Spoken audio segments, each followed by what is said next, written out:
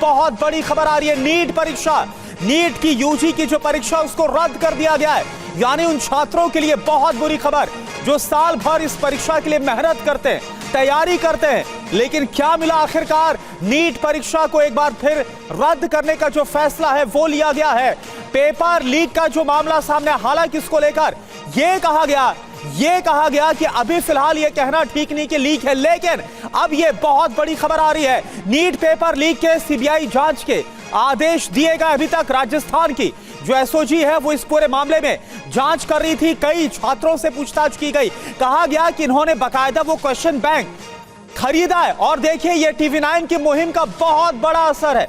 3 मई को NEET UG की जो परीक्षा है वो करवाई गई, लेकिन इससे पहले ही अप्रैल महीने से ही कुछ ऐसे क्वेश्चन बैंक है जो कि बाहर सर्कुलेट हो रहे थे, जिसका मिलान हूबहू जो असली क्वेश्चन पेपर है नीट का उससे उसका मिलान हो रहा था, लेकिन वैसे ही क्वेश्चन उस क्वेश्चन बैंक में थे। और इसी के बाद पेपर लीक को लेकर शक गहराया और आखिरकार अब इस पूरे मामले की जो जांच है वो सीबीआई की तरफ से की जाएगी। ध्वज आर्य इस वक्त हमारे साथ जुड़े हुए हैं। ध्वज, टीवी9 भारतवर्ष की तरफ से बड़ी मुहिम थी क्योंकि यह खबर बहुत ज्यादा गंभीर, और सबसे बड़ा सवाल, जिस तरह से आप छात्रों से बात कर रहे थे, उन छात्रों का क्या जिन्होंने साल भर इस परीक्षा के लिए मेहनत की, परीक्षा दी, लेकिन अब इसको रद्द कर दिया गया है।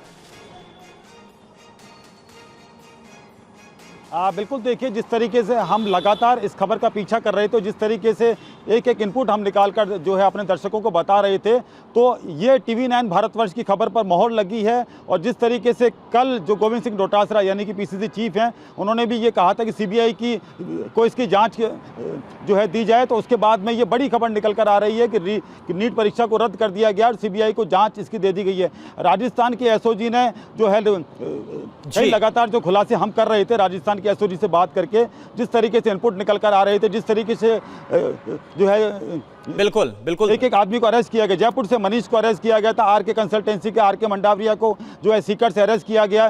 जिस तरीके से 20 लोगों से लगातार पूछताछ की जा रही है, राउंड अप करके उनसे लगातार पूछताछ की जा रही है। चौंकाने वाले खुलासे सामने आए कि ये किस तरीके से जो है पेपर पूरी तरीके से लीक हुआ और उसके साथ साथ में किस तरीके से जो है एक दूसरे को जो है ये बेचा गया। अच्छा ध्वज, एक बात बताइए, अभी तक इस पूरे मामले में अभी तक पशुपेश ये था इस पूरे मामले में कि इस बात से इनकार किया जा रहा था कि हम ये बोल नहीं सकते कि पेपर लीक हुआ है, क्योंकि एक ऐसा क्वेश्चन पेपर था जो कि मार्केट में अवेलेबल था, सर्कुलेट कर रहा था। उसके करीब 120 सवाल थे जो मिलान खा रहे थे, जो बिल्कुल मैच कर रहे थे असली क्वेश्चन पेपर से। यहां तक कि जो एनटीए जिसकी तरफ से नीट का जो एग्जाम है कंडक्ट करवाया जाता है, उसकी तरफ से एफआईआर भी नहीं करवाई जा रही थी और बड़ी संख्या में कुछ जो लोग हैं उनको डिटेन किया गया था। यह एक बड़ी मुश्किल है, लेकिन क्या अब यह कंफर्म होता हुआ नजर आ रहा है, यह मान लिया गया है कि पेपर लीक हुआ था, उसी के बाद अब सीबीआई जांच की बात कही जा रही है? ध्वज,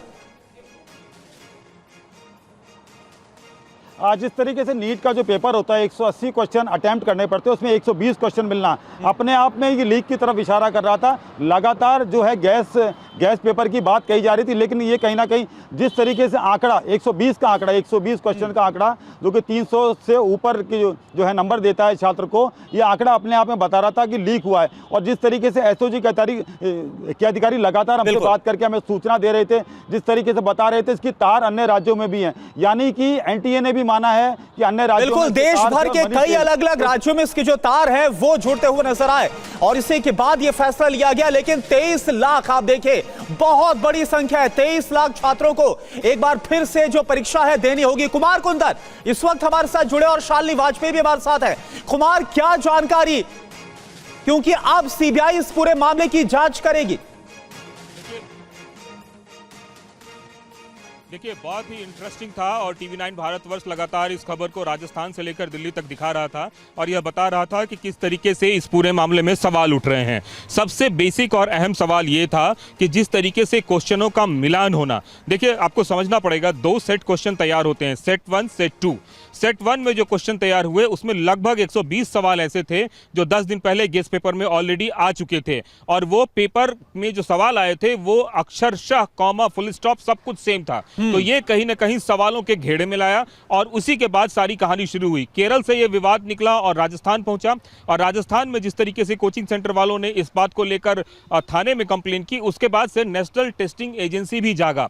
शुरुआत में नेशनल टेस्टिंग एजेंसी इस बात को लेकर आनाकानी करता रहा, लेकिन बाद में उन्होंने ये कहा कि हम पूरे मामले की जांच में सहयोग कर रहे हैं, और सहयोग करने के बाद बकायदा बिल्कुल आनाकानी देखी गई और सवाल एनटीए को लेकर उठे भी, कुमार, क्योंकि अगर पेपर्स की बात करें जो कंडक्ट करवाया जाता है नीट का एग्जाम एनटीए की तरफ से, इसमें कंपोजिंग से लेकर पैकेजिंग तक हर एक जो काम है वो एनटीए के अधिकारियों की निगरानी में होता। फिर पेपर कैसे लीक हुआ